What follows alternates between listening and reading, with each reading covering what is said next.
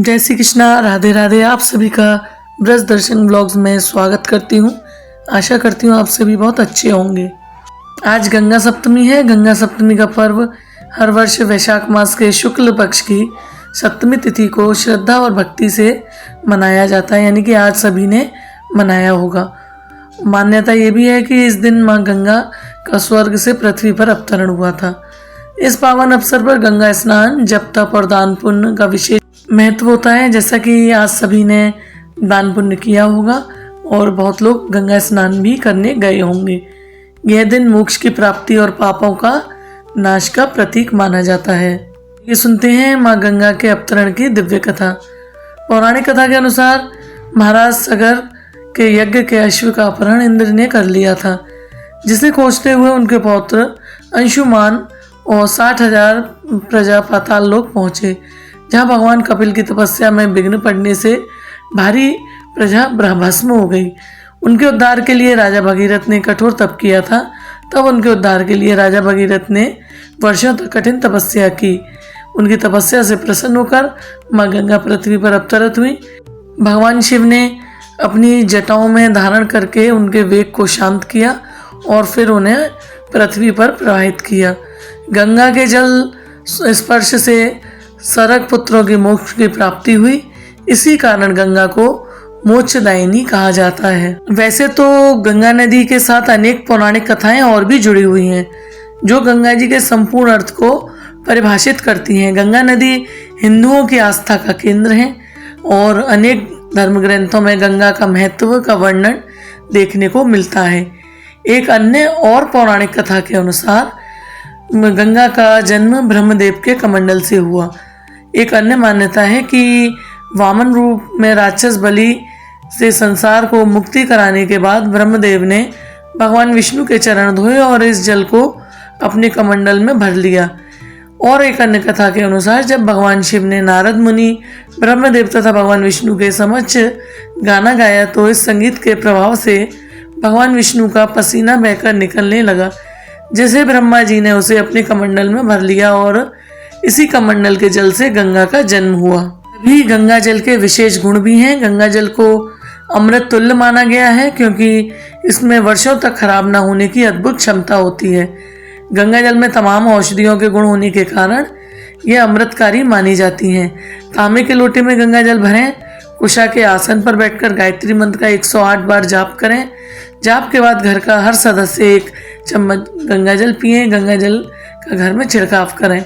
ये आप अपनी आम जिंदगी में रोज की दिनचर्या में कर सकते हैं। आने वाली दशमी को जो गंगा दशहरा आएगा, उस दिन भी आप इस तरीके से पूजन कर सकते हैं। गंगा दशमी के दिन प्रातःकाल गंगा जल से स्नान करें या अपने स्नान के जल में 1 चम्मच गंगा जल मिलाएं। उसके बाद माँ गंगा और राजा भागीरथ की पूजा करें। पूजा के पुष्प, दीप, धूप, अक्षत, रोली और नैवेद्य अर्पित करें। फिर गंगा जी की आरती करें। ओम नमः शिवाय का या गंगे च यमुने च मंत्रों का जाप करें। रोज की जिंदगी में गंगा जल के विशेष प्रयोग होते हैं। हर सोमवार को शिवलिंग पर गंगा जल अर्पित जरूर करना चाहिए। जल अर्पित करते समय या हो सके तो आप महामृत्युंजय मंत्र पढ़ते रहें या फिर आप ओम नमः शिवाय का जाप करते रहें। मंत्र जाप के बाद शिव जी से आयु, रक्षा और उत्तम सेहत की प्रार्थना करें। गंगा जल प्रयोग से अनेक सावधानियां बरतें। गंगा जल को हमेशा पवित्रता से रखें। इसे धातु के पात्र जैसे तांबे या पीतल में रखें। गंगा जल को ईशान कोण, उत्तर पूर्व दिशा यानी कि उसमें सुरक्षित स्थान पर रखें। अपवित्र हाथों से इसका स्पर्श कभी ना करें। भगवान शिव की पूजा में गंगा जल अवश्य प्रयोग में लाएं। वैसे तो पौराणिक शास्त्रों के अनुसार वैशाख मास के शुक्ल पक्ष की जो सप्तमी तिथि होती है, उसमें माँ गंगा स्वर्ग से शिव शंकर की जटाओं में पहुंची थी। इसलिए इस दिन को गंगा सप्तमी के रूप में मनाया गया है।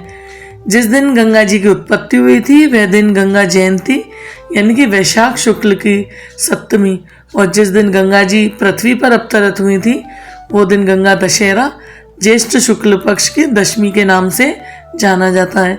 इस दिन माँ गंगा का पूजन किया जाता है।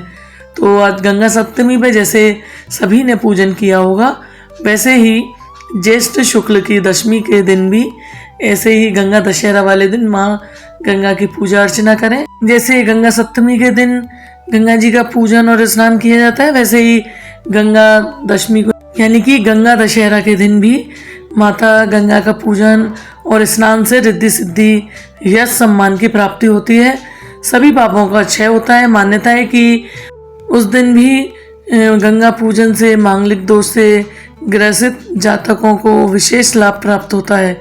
विधि विधान से किया गया गंगा का पूजन अमोघ फल की प्राप्ति दिलाता है। आशा करती हूँ ये जानकारी आप सभी को पसंद आई होगी। यदि आप सभी को ये पसंद आई है तो आप इसे आगे भी शेयर जरूर करें। जिस तरीके से आज गंगा सप्तमी का पूजन किया है, वैसे ही आप गंगा दशमी यानी कि गंगा दशहरा का भी पूजन करें। हो सके तो गंगा में डुबकी जरूर लगाएं, गंगा स्नान जरूर करें। चैनल पर नए आए चैनल को सब्सक्राइब भी करें और वीडियो को लाइक करें। जय श्री कृष्णा, राधे राधे, हर हर गंगे।